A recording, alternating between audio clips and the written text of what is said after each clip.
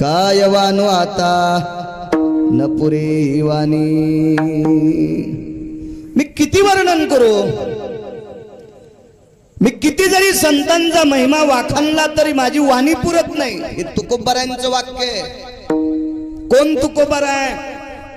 हरी नामाने ज्यांनी विश्व ढवळून काढलं। भक्तीची पताका, ही नामस्मरणाची गुढी, ही नामस्मरणाची खान या भारत देशाच्या बाहेर सुद्धा ज्यांनी उघडली। एवढं भक्तीचं भांडार आणि एवढा मोठा टोकाचा गाढा व्यासंग असताना तरी पण तुकोबाराय म्हणतात संतांची महती वर्णन करत असताना माझी वाणी पुरत नाही। गिरगावकर किती पिटला हाती, काय वर्णन करणारे मी संतांची महती। तुकोबाराय म्हणतात माझी वाणी पुरत नाही, याच्याकरता मी एकच ठरवलंय, मस्तक चरणी ठेवी तसे। त्या संतांच्या पायावर डोकं ठेवणं हेच मला उचित वाटतंय। हा पहिल्या कडव्याचा अर्थ। दुसऱ्या कडव्यात दृष्टांत दिला, थोरी व सांडलेली आपुली परिशे, नेने शिव कैसे लोखंडाशी। परिसा लोखंडाला चिटकल्याच्या नंतर त्या लोखंडाचं सोनं करतो, ही परिसातली ताकद आहे। पण परिसा असं कधीच म्हणत नाही की मी लोखंडाला चिटकल्याच्या नंतर सोनं होतंय म्हणून त्या लोखंडाच्या मी जवळ जाणार नाही। थोरी व सांडलेली आपुली परिसे, थोरी म्हणजे मोठेपण। परिसानं आपलं मोठेपण फेकून दिलं आणि लोखंडाला जाऊन चिटकलं आणि त्याचं सोनं केलं। तशी संतांची व्याप्ती आहे। अज्ञानी माणसाच्या जवळ संत जातात, त्याला सुज्ञ करून सोडतात।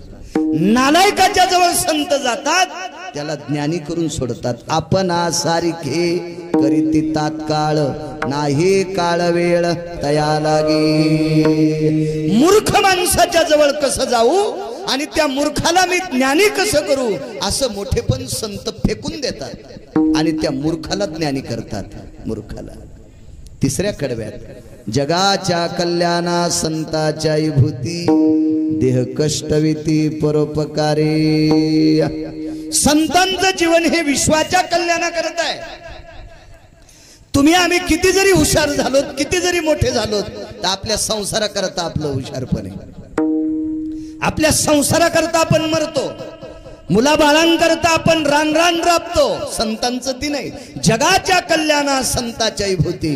ज्ञानोबाराय असतील, तुकोबाराय असतील, नामदेवराय असतील, चोखोबाराय असतील, नाथबाबा असतील, सावता महाराज असतील, शेना महाराज असतील, रविदास महाराज असतील, कबीर महाराज असतील, मीराबाई असेल, जनाबाई असतील, मुक्ताबाई असतील, सखुबाई असतील, हे सर्व अष्टादश संत जगाच्या कल्याणाकरता झिजले। देह कष्टवेते परोपकारे। माऊली महावैष्णव ज्ञानोबारायांनी ज्ञानेश्वरी लिहिली, काय त्यांचे वंशज वाचतात का? कोणी पाठीमाग? आपल्या करता।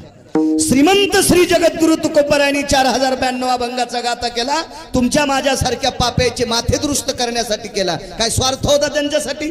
त्यांनी दगड लोकांनी मारले, काठ्या मारल्या, शेण फेकून मारलं, वाटेल ते त्रास दिला। माऊली महावैष्णव ज्ञानोबारायांच्या झोळीत शेण टाकलं, तरी पण तुमच्या आमच्या करता ग्रंथ संपदा करून ठेवली। देह कष्टविते परोपकारे। या विश्वाच्या परोपकारा करता देह कष्टविला। भूताची दया हे भांडवल संता। भांडवल म्हणजे संपत्ती। आपली संपत्ती काय योगेश? इटाच्या भट्ट्या किती काढायच्या? तेव्हा नाही आणत मी बी त्यातलाच आहे।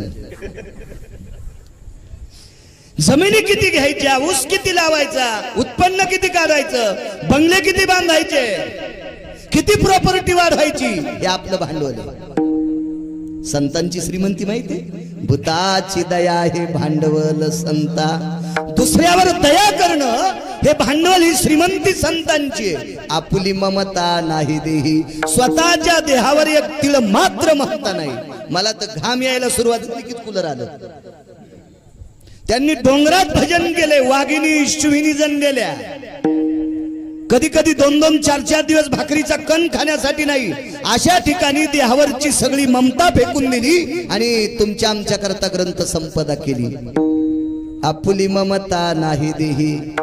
शेवटच्या कडव्यात तुका म्हणे सुख पराविया सुखे, अमृत हे मुखे स्रवतसे. कशात सुखे संतांचं? आपल्या सुखात आणि संतांच्या सुखात मानण्यात फार मोठा फरक आहे. आपला मुलगा नोकरीला लागला की आपल्याला सुख वाटतं. आपल्या मुलांना 10-5 हजार रुपये घरी आणले, ते चोरून का आणीन, पण आपल्याला ते सुख वाटतं. तसं नाही संतांचं. दुसऱ्याच्या मुलानं श्रीमंती कमवली की आपल्या पोटात डब्बा उठतो, एखाद्याने बंगला बांधला की आपल्या पोटात डब्बा उठतो. संतांचं तसं नाही. तो का म्हणे सुख पराविया सुखे. हे विश्व सुखी असलं की संत सुखी होतात, संत सुखी असतात. हे साधा सोपा सरळ अभंगाचा अर्थ झालं. कीर्तन विठाला.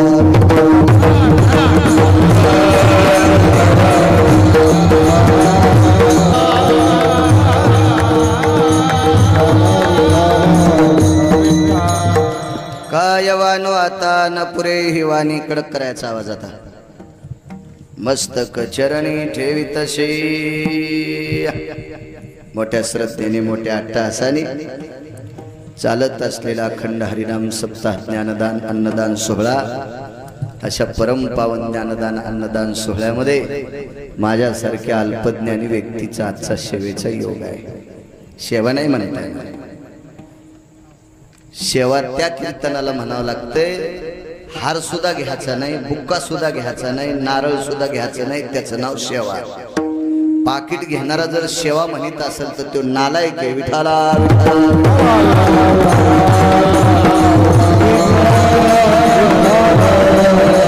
तुमच्या समोर कीर्तन करण्याचा योग माझ्यासारख्या अल्पज्ञानी व्यक्तीला आला. अधिष्ठान दैवत भगवान भैरवनाथ, अशा भैरवनाथाच्या सानिध्यामध्ये चालत असलेला ज्ञानदान अन्नदान सोहळा. आता जाणे श्रवण. आजच्या दिवसाचं कीर्तन माझ्याकडे आदरणीय मच्छिंद्र शेठ जांभळकर, चैतन्य कोलडेपो आणि श्रीकांत शेठ दिवटे कोलडेपो, मला वाटते आजचे यजमान आहेत योगेश भाऊ. त्या दोन्ही कोलडेपोवाल्याला धन्यवाद. तारखेच्या संदर्भात तुम्हा सर्व गावकऱ्यांच्या वतीने योगेश भाऊ सतत फोन करत होते, त्यांनाही धन्यवाद. गावात जेवढ्या आडनावाची मंडळी असतील तेवढ्यांना प्रणाम. मला काही नाव पाठ नाहीत सगळ्यांचे, आणि करणार नाही. मला थोडीच ग्रामपंचायत लढवायची. सगळ्यांची नावं घेतली असं गृहीत धरा. पंचकृषीतून आलेला श्रोता वर्ग सर्वांना प्रणाम. माझ्या ज्ञानोबराय तुकोबरायच्या नामाचा जयघोष करणारी ही गुरुजन मंडळी, वारकरी मंडळी, ही मृदंगाचार्य मंडळी, तुम्हाला सुद्धा पेटीवाल्यांना, हे साऊंडवाले आदी करून सर्वांना इनेकऱ्यासह प्रणाम करतो आणि माझ्या अभंगावर येतो. विठाला विठाला.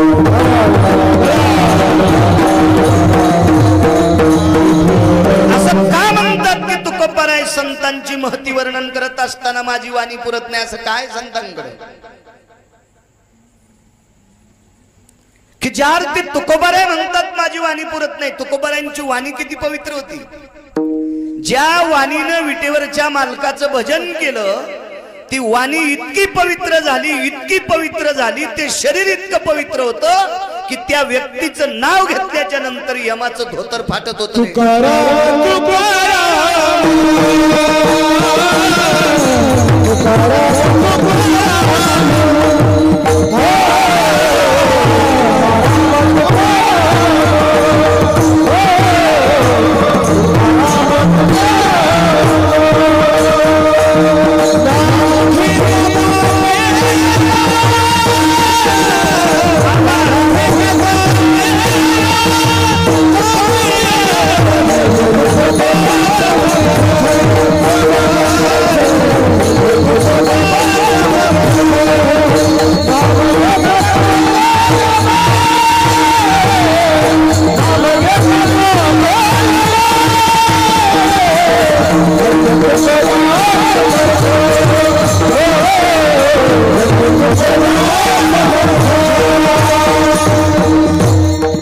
राम तुकाराम नाम घेता कापेयम। श्रीमंत श्री जगद्गुरु तुकोबारायचं नाव घेतल्याच्या नंतर यमाचं धोतर सुटत आहे। ही ज्यांच्या नावात ताकद आहे त्या तुकोबारायांचा अधिकार किती मोठा असेल। नुसतं धोतर फाटत नव्हतं यमड्याचं। काळ गुलाम सलाम तुकया घरी राबतशे। तुम्हा मला खाणारा यम तुकोबारायच्या घरी काम करीत होता, काम करीत होता काम। काय व्याप्ती असेल तुकोबारायांची। तुम्ही आम्ही सगळी मोक्षासाठी बेजार आहे आणि मोक्ष तुकोबारायच्या घरचे भांडे घासीत होता।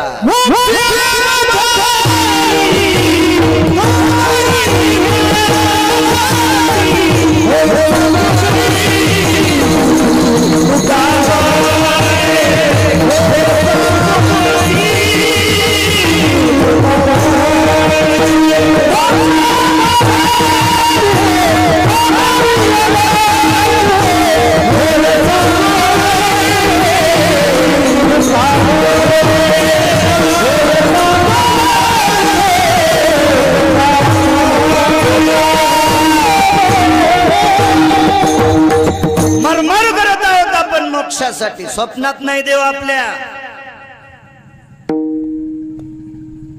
आयुष्य गेलं कीर्तन करता करता अजून स्वप्न नाही देवाचं।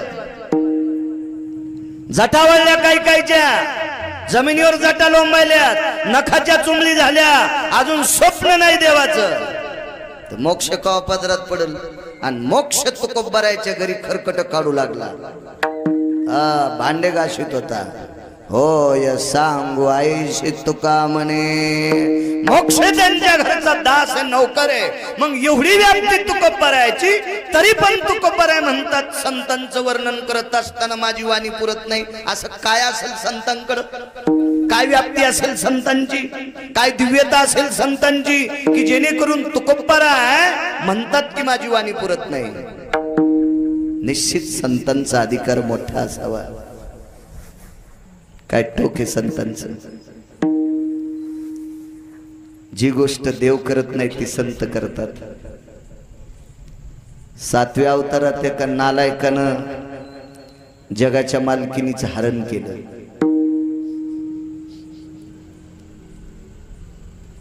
तर पंढरपुरातल्या मालकाचा 7वा अवतार म्हणजे रामप्रभूंचा अवतार। त्या मालकाने आणि एक दुसरे लहाने मालक होते शेषशाही लखनलालजी, या दोघांनी विचार केला रावण हाणायचा, टप्पूतच रावण उडवायचा। संतांची व्याप्ती किती मोठी आहे सांगू। या जगातला एक नंबरचा संन्यासी मारुतीराय, त्या मारुतीरायने भगवान प्रभू रामचंद्राचे पाय धरले, डोळ्यातून खळा खळा पाणी आलं। सांगितलं देवा आपलं आणि रावणाचं भांडण फक्त सीताई साहेबांकरता आहे। रावणानं जर सीताई साहेबाला परत केलं तर युद्ध कशाला करायचं, खून हाना माऱ्या रक्तपात कशा करता करायचं प्रभू, हे कशा करता करायचंय। विश्वाच्या मालकाला बुद्धीचे डोस देण्याची ताकद ज्यांच्यात ती संत आहेत। म्हणून शिष्टाई करता माणूस नाही पाठीला। आणि नशीब प्रभू रामचंद्राचं चांगलं, लक्ष्मणाच्या व्यतिरिक्त सोबत एकही माणूस नव्हता। माणूस जर असता तर रावण प्रभू रामचंद्र जिंकले नसते, रावण जिंकला असता। कारण माणसं एका रात्यात फुटते। 4-2 माणसं जर प्रभू रामचंद्रा सोबत असते तर लागलीच रावणाला भेटले असते, मला पण म्हणले असते 100 घर सोन्याचे आम्हाला देऊन टाक, रामाच्या कुठं कुठं दुःख्या नसायत आम्ही तुला सांगतो। इतकी चित्र जात माणसाची, एकही माणूस सोबत नाही। शिष्टाई करता वानर पाठिलं, अत्यंत विद्वान त्याचं नाव अंगद। आणि मारुतीरायांना सांगितलं होईल तिथपर्यंत समजून सांग, युद्ध मिटवायचं कर, युद्ध वाढवू नको, होईल तिथपर्यंत गुन्ह्या गोविंदानं मिटलं पाहिजे अशी तुला माझी विनंती आहे। मारुतीरायाचं दर्शन घेतलं ना अंगद गेला, रळडांगद रावण्यापाशी। रावण्यात म्हणत असतो मी, त्याला रावण म्हणत नाही। मी 24-25 लोकायला आवाजाव कधीच म्हणत नाही, ते लय हलकट होते। विठाला विठाला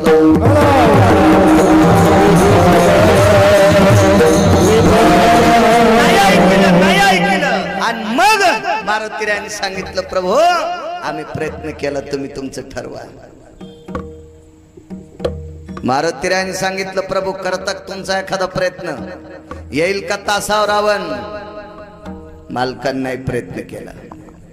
संतांनी प्रयत्न केल्यावर रावणापेक्षा गुंड नीट झाली. काय व्याप्ती संतांची, काय टोक आहे संतांचं.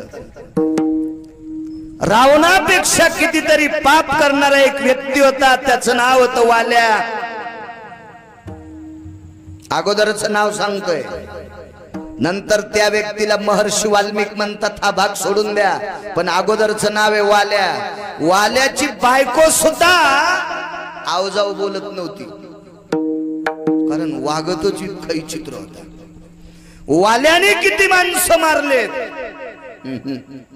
कोण्याही पुराणात आतापर्यंत आकडा लिहिलेला नाही. म्हणून या महाराष्ट्रातल्या कोण्याच रामायण सांगणाऱ्याने हिचकायचं नाही इतकी माणसं मारलीत म्हणून. आणि कोणी जर आकडा सांगत असेल तर त्याला महानंबर देऊन टाका. विठाला विठाला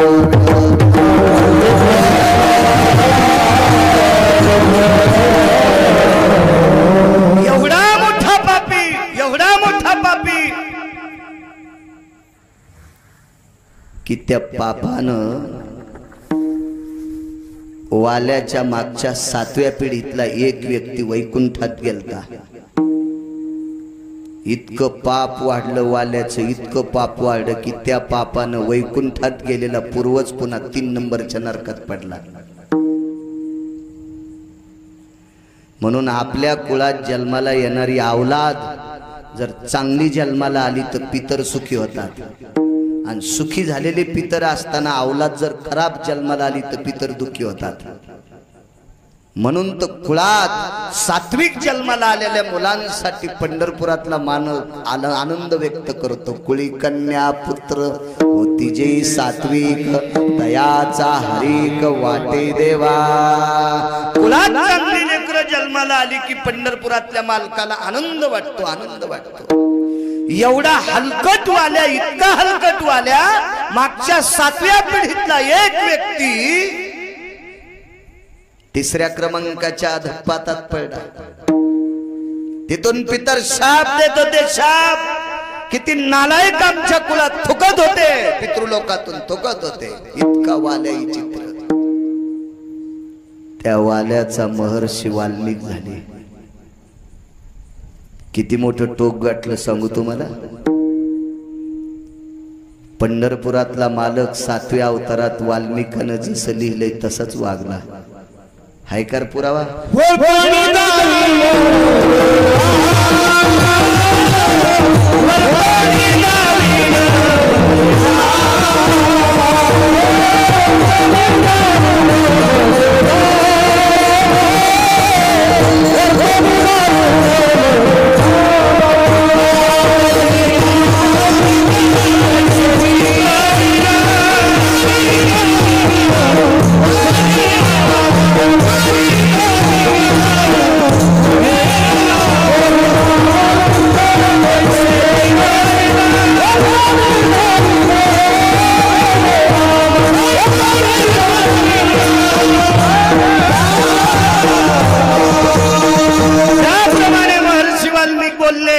रामायणात लिहिलंय, डोक्याच्या केसा इतकं एक तिळभर सुद्धा जगाच्या मालकाला ती लेखणी वलंता आली नाही. एवढा मोठा वाल्याचा वाल्मिक झाला. तुम्हा आम्हाला शंका आली असेल, नवल नाही. ज्यानं तुम्हा आम्हाला जन्माला घातले तो विधाता सत्यलोकाचा मालक ब्रह्मदेव, त्याला शंका आली मी थोडस पाप केलं तर मग मंदिर जगात नाही. आणि यानं इतके माणसं मारले, किती माणसं मारले त्याची. आणि पुन्हा वाल्यानं गरीब माणसं मारलेत नाही. योगेश, गरीब माणसं मारल्यावर पैसे असतात का त्याच्याकडे? ज्याच्याकडे जास्त पैसे असे माणसं, ज्या महाराजाकडे भरपूर पैसे असेच महाराज आणले. कमी पैशावाले महाराज मारून काय भेटन त्याला? इतकी माणसं मारली तरी हा महर्षी कसा झाला? म्हणून सत्यलोकाचा मालक वाल्मिकांच्या आश्रमावर काय वानू आता न पुरे वाणी. असं काय संतांकडं की ज्यांचं वर्णन करत असताना वाणी टेकते, पुरत नाही वाणी. वाल्मिकाच्या आश्रमावर आल्याबरोबर विद्यार्थी खेळत होते. महर्षी वाल्मिकांचे विद्यार्थी होते. पाहिलं विद्यार्थ्यांनी, पहिल्यांदाच पाहिलं 4 तोंडाचं 8 डोळ्याचा माणूस. कोण आपण? मी विधाता आहे. वसंती सत्या स्थितो अधिष्ठिता ममेव स्थित नामा विधान विधाता. मी सत्य लोकाचा मालक विधाता आहे. वसंती सत्यम भयंती ताना वास भवाति नवानि जायो ब्रह्मा सत्यम वा ब्रह्मा सत्यम वा अक्षो वेद अष्टदशम शिरसा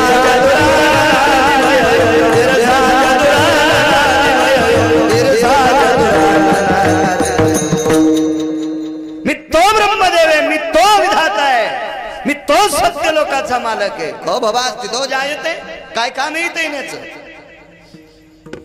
महर्षी वाल्मिकांना भेटायचंय. थांबा विचारून येतो. ते शिष्य गेला आणि गुरुजींना सांगितलं, गुरुदेव आपल्या भेटी करता 4 तोंडाचा 8 डोळ्याचा माणूस आलाय. तोंड 4 म्हणल्यावर डोळे 8 असते ना. 8 डोळ्याचा माणूस आपल्याकडे आलाय. महर्षी वाल्मिकांनी सांगितलं, अरे वेडे आहेत का काय तुम्ही? एवढ्या मोठ्या माणसाला आश्रमाच्या बाहेर उभं करत असतील? तो जगाला निर्माण करणार आहे, सत्य लोकाचा मालक आहे. बोलून घ्या त्याला, बोलून घ्या, बोलून घ्या. आतमध्ये बोलावलं, फुले टाकली पुढे. ब्रह्मदेवाचं स्वागत केलं आश्रमामध्ये. महर्षी वाल्मिकांनी आसन बसायला टाकलं. त्या आसनावर ब्रह्मदेव बसले, बाजूला वाल्मिकी. ब्रह्मदेवाने साष्टांग प्रणिपात केला. ब्रह्मदेव संतांच्या पाया पडतात. हे मी सांगत नाही, निळोपरायांचं वाक्य. त्यांची या भेटीचे अर्थ ब्रह्मादिका पूज्य सकळ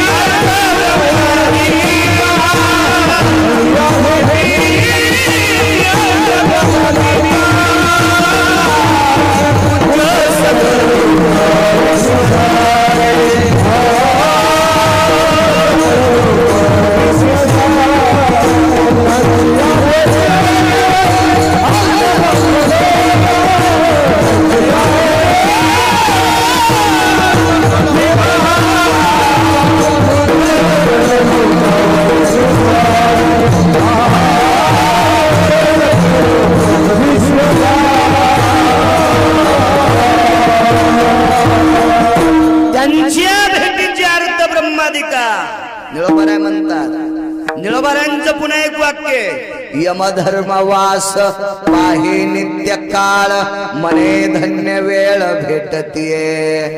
निळोबाराय म्हणतात, यम सुद्धा म्हणतो ज्या वेळेला मला साधू भेटेल ती वेळ धन्य. म्हणजे चांगली माणसं यमाल पण आवडतात, चांगली माणसं ब्रह्मदेवाला सुद्धा आवडतात. साष्टांग प्रणिपात ब्रह्मदेवाने महर्षी वाल्मिकाच्या चरणावर केला. विचारलं वाल्मिकांनी, विधाता वसंतीम सत्यम लोक वसंती स्थितानाम चतुराननो. अबे तुम्ही आमच्याकडे आळशाच्या घरी गंगा यावी असे तुम्ही आमच्याकडे आले, काय काम आहे? ब्रह्मदेवाच्या 8 डोळ्यातून पाणी येते. महाराज येण्याचं कारण सांगतो, पण तुमचे विद्यार्थी आहेत बाजूला. मथाऱ्यान नुसतं विद्यार्थ्याकर डोळे फिरले की पोरं उठून बाहेर गेले. ते का आपल्या महाराजाचे विद्यार्थी थोडेच होते? महाराजाला काजू आणले की तेच हाणते.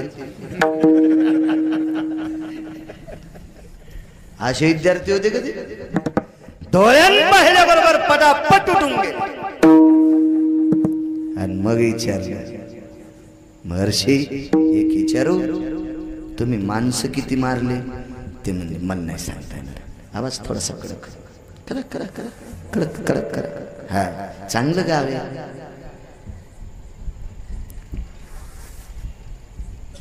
नाही सांगताय पाप किती झालं तर महर्षी वाल्मिकांनी सांगितलं पाप मोजायचं तराजू तुमच्याकडे, तुम्हाला कळलं नाही का मग किती पाप आहे. ब्रह्मदेव म्हणले मी 4 तराजू वापरले, तराजूच मोडून गेले. तुमचं पाप मोजता मोजता तराजूच मोडे. तुल्याम पापा यमधर्मास्तिजायते ब्रह्मकन्या यज्जायते लिखानाम तुच्छस्थितो. तुम्ही केलेलं पाप सरस्वती लिहिता आलं नाही, तुम्ही केलेलं पाप मी केलेलं तराजूत मोजता आलं नाही, इतकं पाप आहे. महर्षी म्हणले मला कशाला विचारता किती माणसं मारली. मी विचारण्याचं कारण वेगळं, राग येऊ देऊ नका तुम्हाला. मी थोडस पाप केलं तर मग जगात मंदिर नाही, फक्त पुष्करला झालंय. फक्त पुष्करला मंदिर आहे ब्रह्मदेवाचं, कुठंच नाही. ते बी का झालंय ते नामदेवरायाच्या एका दुसऱ्या अभंगात वर्णन. पण तुम्ही एवढी माणसं मारली तरी पंढरपुरातला मालक तुमच्या लेखणीत वागतो. तुम्हाला वाल्याचे महर्षी वाल्मिक म्हणतात लोक. ही कृपा कोणाची, ही काय साधन आहे, काय केलं तुम्ही. तर महर्षी वाल्मिकांनी सांगितलं ब्रह्मदेवा मागच्या पर्णकुटीत चला. तर मागच्या पर्णकुटीमध्ये व्याघ्रांबर होतं. व्याघ्रांबरावर मृगासन म्हणजे हरणाचं चामडं, वाघाचं चामडं, त्याच्यावर हरणाचं चामडं आणि त्याच्यावर एक बावनिया चंदनाची मूर्ती केलेली होती एका साधूची. बावनिया चंदन मी सांगतो कशाला म्हणते. तापलिया तेला बावनिया चंदन शनये कबंद शीतल करी. कडकड कडकड उकळत्या तेलामध्ये चिमूटभर चंदनाची पूड टाकली की ते तेल उकळतं बर्फा इतकं थंड होतंय. इतकं शीतल चंदन त्याला बावनिया चंदन म्हणतात. आणि अशा चंदनाची एक महाराजाची मूर्ती होती. महर्षी वाल्मिकांनी त्या पर्णकुटीत आतमध्ये नेलं आणि त्या मूर्तीच्या पुढे नाक घासलं आणि वाल्मिकाला सांगितलं, आमच्या ब्रह्मदेवाला सांगितलं विधाता सत्य लोकांचे मालक ब्रह्मदेवा या साधूंची माझ्यावर कृपा आहे. दृष्टांत संपला. किती माणसं मारले त्याचं पाप मोजताना ब्रह्मदेवाचे 4 तुल्य अस्तित्वून भग्ना अतिजायते. तुल्य म्हणजे तराजू, भग्न म्हणजे मोडून गेलं.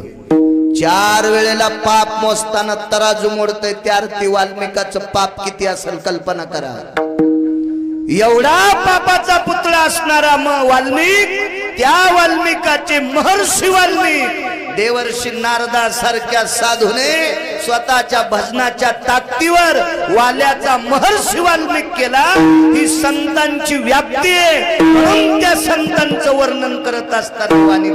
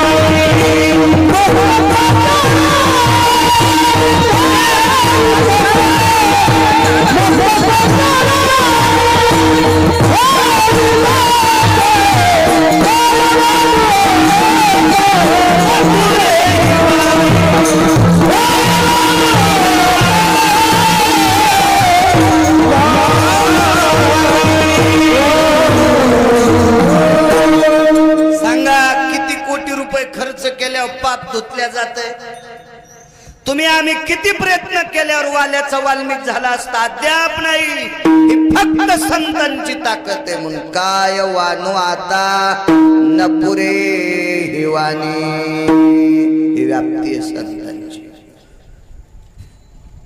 वरच्या खुर्चीवर बसलेले एका राजानं पाप केलं. उदाहरण क्रमांक 2. 2 लोकांच्या पापानं देशावर संकट येत असतंय. एक राजा आणि दुसरा आध्यात्मिक शक्तीतले लोक. परमार्थ करणाऱ्यांचं पाप वाढलं आणि राजाचं पाप वाढलं की पृथ्वीवर संकट येत असतं. पृथ्वीवर नाना प्रकारचे आघात येत असतात 2 लोकांच्या पापानं. 2 लोकांना नीट वागलं पाहिजे. एक परमार्थ भजन करणाऱ्यांनी आम्ही आणि खुर्च्यावर बसणाऱ्या ढवळ्या कपड्यावाल्यांनी. 2 लोकांनी चांगलं वागायचं. कधी कधी खुर्च्यावर बसलेल्यांचं पाप एखादं चांगलं काम केल्यावर धुवून जातंय. जरा जोरात त्यानं पाप केलं आणि एखादा जर तळ तयार केलं तर त्या तळ्यातलं लाखो शेतकरी पाणी पिकायला देते. त्या पुढाऱ्याचं थोडंफार केलेलं पाप धुवून जाते. पण बुवा आपल्या लोकांचं पाप धुतल्या जात नाही. आपल्या लोकांनी भजन करून पाप केलं की त्याचा वज्रलेप होत असतो. काळ्या कपड्यावर कोण्या डुकरांनी शेपूट आणू द्या, पुसलं की नीट होते. पण ढवळ्या कपड्यावर डुकरांनी शेपूट आणली की किती शहाणी बायको असली की धुताच येत नाही तिला. काय धुईन ती तुटक्या नाकाची, इतका काळावन, धुताच येत नाही तिला. मी बायकायला म्हणी ना अविद्या नावाची सांगायला लागलो. विठाला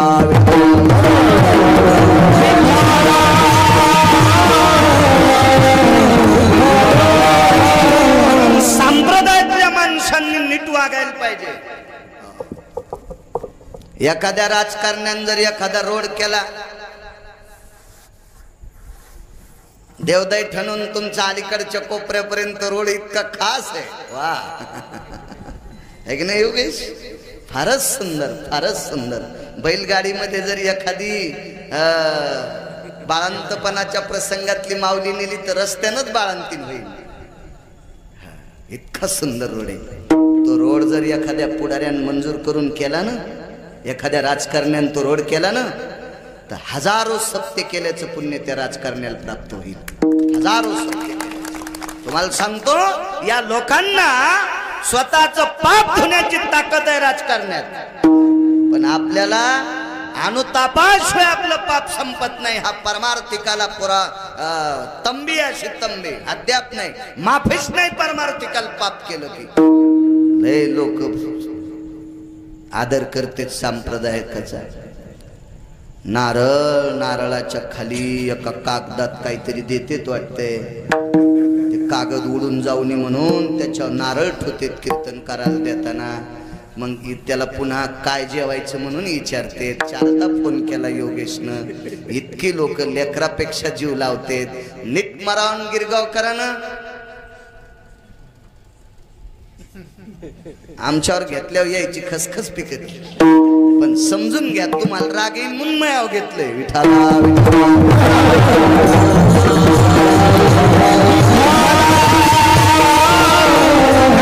लोकांनी पाप केलं की पाप वाढत असतंय. वरी बसलेले 222 ज्याच्याकडे काम होते त्यानं पाप केलं. मला वाटतं खालच्या राजकारण्याकडे एकच पद असते. कृषी खातं असेल, कोणतं काय मला वाटतं गृह खातं असेल. 7वी शिकल्यामुळं काय राजकारण आपल्याला जास्त कळत नाही, कळायला बी नाही पाहिजे. जिला पिठलं नीट करता येत नाही तीन बासुंदीच्या नादी लागू नये. आपल्याला पिठल्याचेच गोळे फुटणं तर कशाला बासुंदी इचकायची. आपण ग्रामपंचायतचा सदस्य व्हायची लायकी नाही तर आपण कशाला मोठ्याला राजकारणाची वाभाडे काढायचे लायकी आहे का आपली. ही राजकारणातली लोक ज्ञानोबरायच्या उक्तीनुसार येणारा माझी राजा आणि तो विशेषी भूती जाण माझा ते विभूती असते ते लोक. असो त्यावरी 222 एका खुर्चीवरल्या माणसाच्या हातात काम होते. त्याचं नाव होतं देवेंद्र. त्याच्या बायकोचं नाव होतं शची. त्याच्या मुलाचं नाव होतं जयंत. त्याच्या मुलीचं नाव होतं जयंती. काय वानवात न पुरे वाणी. श्रीमंत राजा, काम 6 चुकीचे केले. 6 ह्या चुकीच्या कामामुळे तिथं जे अन्न म्हणून खात होते ते सडून गेलं. तिथं गहू, ज्वारी, बाजरी, तांदूळ, तुरी असं काही नव्हतं. तिथं 5 प्रकारचे अमृत होते. एक अमृत तृष्णा निहार हितार्थाया, म्हणजे तहान भागण्यासाठी एक अमृत. सुधा निवारण हितार्थाया, सुधा म्हणजे भूक घालवण्यासाठी एक अमृत. आणि 3 अमृत कशासाठी पित होते ते भागवत वाचा, लक्षात येईल तुमच्या. काय सगळ्या गोळ्या एका टायमाला दिल्या की रिॲक्शन येत असते. ते चक्रा येत असतात, नाही तर अंग सुजत आहे, अंग खाजवत आहे, म्हणून शहाणा डॉक्टर एकच गोळी घ्या म्हणत असतो. हे 2 अमृत ऐकले बस झाले, 3 पुन्हा कधी पाहू. आता हे 5 प्रकारचे अमृत खराब झाले. प्रजा ठन ठन ठन ठन बोंबलत होती. अमरपुरी भयो दिनत्रया भोगम निहाय हितायच सुदाळु जनयाम जठरानो सुदाळु जनयाम जठरानो कृताम सभययायते कृताम सभययायते पेशाम सकल दिभयव्याप्तेन विनो भयाति भंगजनो कृतजन संगति सुधयनिका कृतजन संगति सुधयनिका कृतजन संगति सुधयनिका. हे 5 प्रकारचं अमृत खराब झाल्यामुळे ठन ठन ठन ठन प्रजा बोंबलत होती. काय खावं राजा, काय प्यावं राजा, काय खावं राजा, हैराण हैराण राजा. हे अमृत शुद्ध होण्यासाठी त्या राजाने दिव्य असे विद्वान आमचे लोक बोलवले. विद्वान ज्यांची जीभ केळीच्या पानासारखी पातळ होती, ज्यांच्या जिभेचं टोक सुईच्या आणि सारखं टोकदार होतं. पाणिनीचे सुप्त म्हणत असताना वाहत्या घोड नदीचं पाणी थांबत होतं. इतके गोड स्वर म्हणणारी माणसं अशी तिथं यज्ञाकरता आणली. यज्ञ इतका मोठा केला की तुमच्या लहानशा वड्याला 2-2.5 महिने जितकं पाणी वाहतंय तितकं तूप टाकलं यज्ञात, पण अमृत शुद्ध नाही झालं. काय वानवातन पुरेवाणी, काय ख्याती संतांची, नाही झालं अमृत शुद्ध. वाटेल ते प्रयत्न केले. सगळ्या 33 कोटी देवांचे गुरुवर्य बृहस्पती महाराज हे सुद्धा हैराण झाले. योगी, जपी, तपी, संन्यासी, अनुरागी सगळी माणसं आमंत्रित केले त्या परिघ्याच्यातले. काही उपाय नाही. शेवटी एक 6व्या क्रमांकाचा संन्यासी आला. मगाशी चरित्र सांगितलं त्या संन्याशाचं, देवर्षी नारद असा 6व्या क्रमांकाचा महान नामधारक भजनानंदी संन्यासी आला. आणि त्या संन्याशानं 33 कोटी देवांचा राजा देवेंद्र इंद्र त्याच्या कानात एक सुखवार्ता सांगितली. राजा, हे अमृत जर शुद्ध करायचं असेल तर पंढरपूर नावाचं गाव आहे, त्या गावाच्या बाजूला मंगळवेढा नावाचं गाव आहे. आणि त्या मंगळवेढ्यामध्ये एक निष्ठावंत वारकरी आहे. त्या वारकऱ्याच्या घरी गेलं की अमृत शुद्ध होतंय. पण परिस्थिती सांगू का तुम्हाला, या काळात पैसा कोणाकडे जास्त आहे, लोक त्याच्या पुढे वाकत आहेत. आखी ज्ञानेश्वरी पाठ करू द्या एखाद्यानं, त्यानं पायी येऊ द्या, लोक त्याला आथरुणाच्या खाली जेवायला बसतील. इतकी रगील जात झाली. आणि ज्याला हरिपाठ पाठ नसू द्या त्यानं 30-40 लाखाच्या गाडीत येऊ द्या. महाराज आले बाबा, महाराज आले. अरे सुंबळ्या, त्याचा हरिपाठ रिवस आहे, फक्त ते साखरेच्या पोत्यातला मुंगळा आहे. कळालं ना? त्याच्या बापान जरा जास्त माया कमी ती म्हणून ते 40 लाखाच्या गाडीत. माया नाही घ्याल बर मी. माणसं पैशावाल्याला मानते. बरं आता मानते, हा तुमचा दोष नाही. बरं तुम्हाला मी वाईट म्हणणार नाही, मुळीच नाही, मुळीच नाही. कंबर बांधून या गादीवर विनाकारण चुकीच्या गोष्टी जर केल्या तर 15 माळी गळ्यात घातल्या तरी पण गाईचं मांस खाल्लं इतकं पाप लागतं. पैशाला सलाम आजच नाही, हे विश्व निर्माण केलं पंढरपुरातल्या मालकानं. त्यावेळेस पासून धनवान माणसाला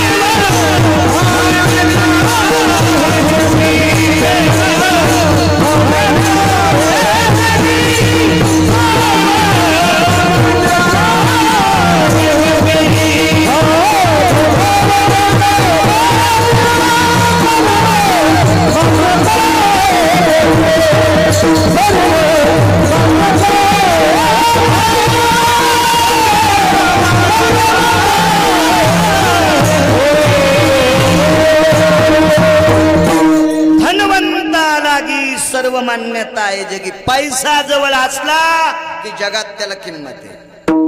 तुम्हाला कळेल, रुचेल, पचेल असं एक उदाहरण सांगू. पैशावाला माणूस जर मेला त्याच्या मातील पैशावाले लोक जातील. हे तर तुम्हाला कळत ना, आहे का नाही? श्रीमंत माणूस गेला की त्याच्या मातीला गरीब जात नाहीत असा विषय नाही, पण श्रीमंत जातेतच. आणि श्रीमंत माणसाच्या मातीला गेलेले श्रीमंत मसन वाट्यात पण खाली बसत नाहीत. मी श्रीमंताच्या मात्यात टीव्हीत पाहिल्या, तर त्यांच्या मातीला मौतीला गेलेली माणसं मशानभूमीत पण सोपे असते. मी मंच तर सांगत नाही. धनवंता लागी सर्व मान्यता आहे. म्हणून मला असं वाटतंय महाराजाच्या उक्तीनुसार तरुणांनी काम केले पाहिजे. जे वाटेल धंदा येईल, कोणी नोकरी असेल, शेती असेल, व्यापार असेल, काय काय काय, कोणी राजकीय क्षेत्रात असेल, सामाजिक क्षेत्रात असेल, कुठल्याही क्षेत्रात तरुणानं पडायचं आणि आपल्या पोटाच्या खळगीपुरतं काम करायचं. हरि का नाम पेट का धंदा न करे व मूर्ख अंधा. पोटासाठी जो काम करीत नाही महाराज त्याला मूर्ख अंधा म्हणले. आंधळा माणूस आहे तो, आंधळा. काम करायलाच पाहिजे. जो आपल्याला उद्योग येईल ते द्रव्य जोडायचं. पैशावाल्याला किंमत आहे. श्रीमंत राजा नाव सांगितलं नारदानं मंगळवेढ्यामध्ये. चोखोबाराय नावाचे वारकरी आहेत, त्याच्याकडे गेले की तुमचा अमृत शुद्ध होईल. काय वानवातानं पुरे वानवा. 33 कोटी देवाचा राजा इंद्र. त्याने विचार केला त्याला घर कस काय, झोपड आहे. झोपड्यात बसायला काय, काहीच नाही. खाला काय, लोकांनी दिलेलं ताकन शिळ्या भाकरी. इंद्र म्हणला मी सोन्याच्या नगरीत राहतो आणि एवढ्या मोठ्या श्रीमंत राजानं दुसऱ्याच्या शिळ ताकन शिळ्या भाकरी खाणाऱ्या महाराजाची तर मी कसं जाऊ. नारद म्हणले मरण नको जाऊ, तर मग हे अमृत नाही शुद्ध होणार. आणि इंद्राला अहंकार येऊ नये असं काय नवले. आमच्या इथे एका पोराचं लग्न होतं. त्याचं लग्न गावापासून 15 किलोमीटर अंतरावर बैलगाड्याचा प्रवास. तेव्हा कमांडर गाड्या होत्या. माझा जन्म नव्हता तेव्हा, 80-83 जन्म आहे. आणि कमांडर गाड्या नुकत्याच होत्या. आणि ती कमांडर गाडी फक्त त्या पोराच्या बाप ज्याची इथं कामाला होता त्या मालकाला आणि मालकिनीला कमांडर गाडी, आणि पोराची माय बैलगाडी. तिथे गेल्या ढोळी सिपीत झालती फुफुट्याने. पण नवरदेवाचा बाप ज्याची इथं महिन्याने कामाला होता त्या मालकाला आणि मालकिनीला कमांडर गाडी. आता लग्न जांभळी खाली लागलं रानात. कशात मंडप होता तिथं योगेश. बसायला नाही, काय नाही, काय नाही. आणि त्या पोराच्या बापाची मालकीन 22,000ची पैठणी नेसून लग्नाला आली. खाली बसायला नसल्यामुळं लग्नात बसलीच नाही.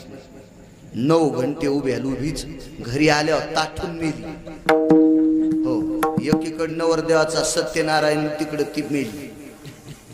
मग 22,000ची पैठणी नेसली तर लग्नात बसत नाही. इतका फुगीरपणा तर ज्याला गाव सोन्याचं होतं ते जातक चोख भरायची तर पण गरज मोठी चित्र असती. नारदान सांगितलं राजा मी भजन करणारा संन्यासी आहे. हा मी भजन करतो ते पैशासाठी नाही. खिसाच नव्हता नारदाला. शर्टच नाही तर खिसा कशाचा. जमीन नाही, बँक नाही, खिसा नाही, काहीच नाही. मुक्काम जिथं पडन त्या मंदिरात झोपायचं. दिलं कोणी मागायचं खायचं, आराम करायचा. सकाळी उठून वाहत्या पाण्याला आंघोळ करायची, चलत राहायचा. असा संन्यासी मी तुला खोटं कशाला सांगू राजा. जा त्या महाराजाकडे गेलं की तुमचा अमृत शुद्ध. इंद्राच्या लक्षात आलं नारद खोटं बोलत नाहीत. गेले इंद्र 5 अमृत घेऊन. गावात विचारलं चोखोबराय कुठे. तर घरी सोयराबाईनं सांगितलं आपण कोण. काही नाही म्हणले भेटायचं तुमच्या मालकाला. हे ओळख देतो का मी इंद्र आहे म्हणून. भोगीर सोसायटीचा अध्यक्ष ते कशाची ओळख देतो. बाई कुठे चोखोबराय. मी चोखोबराय म्हणायलो. बरं तो राय नव्हता म्हणला. मी नाही म्हणित. चोखोबराय लय मोठी संत आहे, फार मोठी संत राजो. कुळात कोण्या जन्माला आले याचा विचार नाही करायचा. त्यांचा अधिकार किती मोठा होता हा तपासा. वारकरी संप्रदायात जातील किंमत नाही, आचरणाला किंमत आहे. तुम्ही आम्ही कोणी जातीला चांगलं म्हणत असताल. एखाद्या चांगल्या जातीत जन्माला आला आणि बिन पाण्याची पेत असेल तर त्याला पवित्र कस का म्हणायचं रुमण्याल. हा तुका म्हणे नाही जाती सवे काम ज्याचे मुखी नाम तोची धन्य. यातायाती धर्म नाही विष्णुदासा निर्णय तो आईसा वेदशास्त्री. शास्त्रामध्ये जातील किंमत नाही, आचरणाला किंमत आहे. कोण्याही जातीतला महाराज असू द्या, आपली बायको सोडून जर यांना माय म्हणत असेल तर त्याच्या पाया पडायचं. त्याच्या पाया पडल्यावर आपलं पाप संपत असते. कोण्याही कुळात जन्माला येऊ द्या आणि त्याच्या पोटात जर वासनेचा डब्बा उठत असेल आणि त्याच्या तुम्ही पाय पडत असेल तर त्यानं केलेलं पाप पाया पडणाऱ्याच्या बोकांडीवर पडत असते. विठ्ठला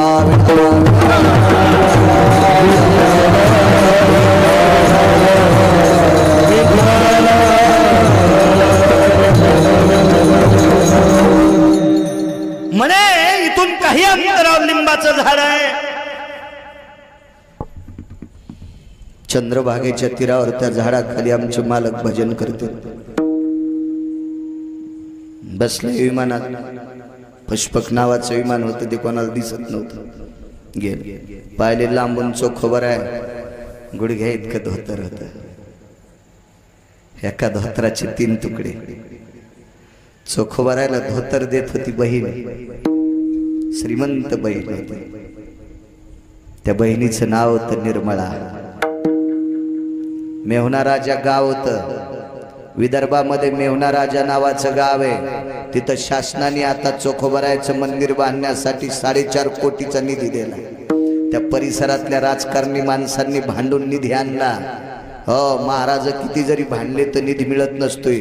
राजकारण्यांना त्याला 4.5 कोटीचा निधी. आपण हार घातला नाही का त्या पुढाऱ्याला. तर ते म्हणले महाराज तुम्ही परभणी जिल्ह्यातले, आम्ही विदर्भातले, तुम्ही हार कस काय घातला. म्हणलं दादा तुम्ही भांडल्यामुळे आमच्या चोखोबरायचं मंदिर होतंय. तुमची कृपा आहे, तुमची कृपा आहे. हार घातला मी त्यांना. श्रीमंत बहीण नाना चोखोबरायला झोपडवत राहिला. पण चोखोबरायच्या बहिणीच्या बैलगाडीला सोन्याच्या शिवळा होत्या टाकल्या. सोन्याच्या शिवळा होत्या. काय श्रीमंती असेल. दिपवळीत बहीण आली. भावाला म्हणायची दादा हे मी आणलेला धोतर जोडा राखी समजून सब घ्यायचा आहे. चोखोबराय म्हणायची ताई बहिणीच्या घरचं भावान घेत जाऊ नये. नाही म्हणे दादा ही राखी समजून घ्यायचं आहे. भाऊबीजीला राखी पौर्णिमेला. तर लोकांचं काम करत असताना नागमणीचे धोत्र होते ते फाटायचे योगेश. म्हणून 2 धोत्राचे 6 धोत्र करायचे आणि फक्त गुडघे इतकत नेसायचं.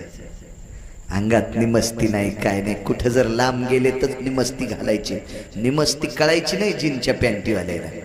बनेन त्या काळातली बनेन. 2-4 हाताचं खराब झालेलं कपडा पांढरा पागुट म्हणून बांधायचे. वातावरणाच्या तडाख्यानं काळबुंद झालेलं शरीर, हातामध्ये चिपळी आणि भजन करीत होते. चोखोबर आहे भजन. पकवाद नाही बुवा, पेटी नाही, विना नाही, कोणी म्हणायला नाही महाराज माग, एकटाच महात्मा भजन करायचा. इंद्राने विचार केला, एकटं भजन करत आहे आणि अमृत कसं शुद्ध करीत. पण नारदानेच सांगितलंय, विश्वास तो करे स्वामीवरे सत्ता. विश्वास ठेवावा लागेल एका संन्याशाच्या शब्दात. हा, आणि ज्या लिंबाच्या झाडाखाली चोखोबराय भजन करत होते, त्याच लिंबाच्या फांदीवर देवेंद्र बसला. खाली बसायला पाहिजे, वरी बसला. 2-3 मिनिटं भजन ऐकलं आणि एका अमृताच्या कलशावरचं झाकण काढलं. तर पियुषान गंधेषु माल्यां भवाम सुगंधी प्रविष्टता नैवं गांजा कसम लिखितम. हे काय गांजा फुक्यान लिहिलंय का? हजारो फुलाचा सुगंध त्या अमृतातून बाहेर पडला. फटाफट 4 उघडले, एक उघडच नाही. नाचतच इंद्रवरी गेला. प्यार म्हणे अमृत, प्यार. अमृत शुद्ध करून आणलं. पण परिणाम काय झाला बुवा? जे अमृत पाणी म्हणून पित होते का, तेच अमृत खराब राहिलं. 4 अमृत शुद्ध झाले. तृष्णा जायते निहान यतम कटत्वाम पिशा. ते मात्र कडवट राहिलं, ते घाणेरडं राहिलं. नारदाला बोलून घेतलं. काव म्हणे, त्या महाराजांनी 4 अमृत शुद्ध केले आणि 1 अमृत केलंच नाही. नारद म्हणले, जरा हळून बोला देवेंद्र, तुम्ही काय काय केलं? काय नाही म्हणे, ते महाराज झाडाखाली भजन करीत होतो, मी फांदीवर बसलो. वाक्य ऐकत असताना नारदाचे डोळे नाही रडले, काळीज रडत होत. काळीज. राजा, अरे राजा, तो सामान्य महात्मा नाही. या महाराष्ट्राच्या मातीत किती जरी कीर्तनकार असतील, तर त्यांना बुक्का लावण्यासाठी आणि हार घालण्यासाठी माणसं जातात. माणसं एकटे भजन करते रे राजा, पण त्या महात्म्याला बुक्का लावण्यासाठी जगाचा बाप जातो. इतका मोठा महाराज येतो आणि तू वरी फांदीवर बसला. खाली बसता नाही आलं तुला. चुकलं ना. पुन्हा काय केलं? काहीच नाही. 2च मिनिटं भजन ऐकलं, कलश उघडून पाहिले, सुगंध आला, वापस आलो. पाय पडला नाही. इंद्रा, वापस जाऊन जोपर्यंत पाय पडत नाहीस तोपर्यंत अमृत शुद्ध होत नाही. उपकाराची फेड उपकारान करा.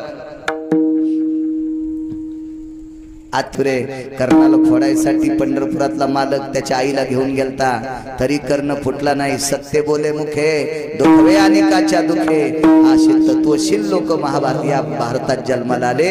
अशा लोकांची काय वानू आता न पुरे ही वाणी. मस्त चरणी ठेवी तसे विठोबा.